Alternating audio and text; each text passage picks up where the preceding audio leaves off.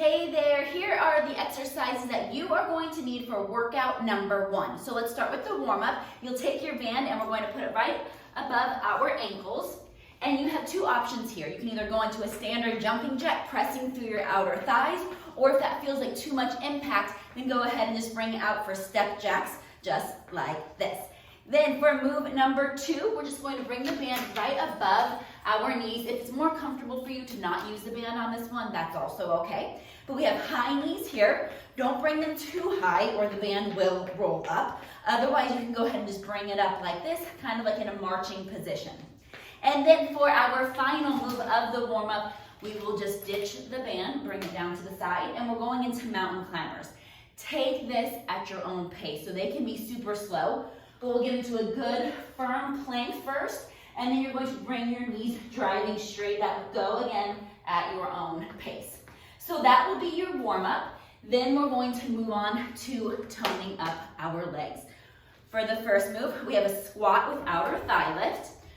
So you'll bring the band, again, right over your ankles, right above your ankles. Drop it down for a squat, and then just give it a little kick out. Squat back down and kick out the other side, pressing through the outer thighs.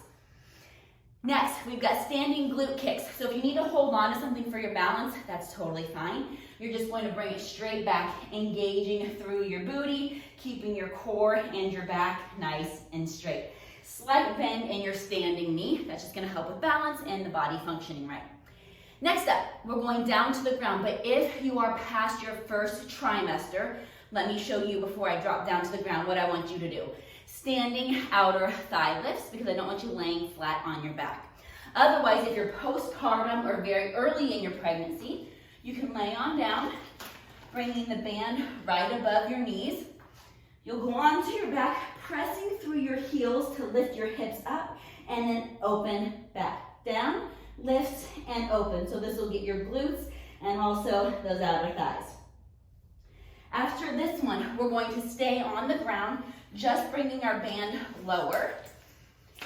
This is your seated front leg lift. So keep your back nice and straight. You can even press it up against the wall, and then we're going to lift our leg straight up. You should also feel some contracting through your belly. That's okay. That's going to keep your core strengthening. You should really feel it intense through the thigh.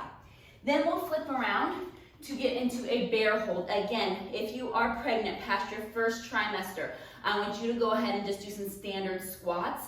Otherwise, this is what we'll do. We will bring our band right back up to above our knees.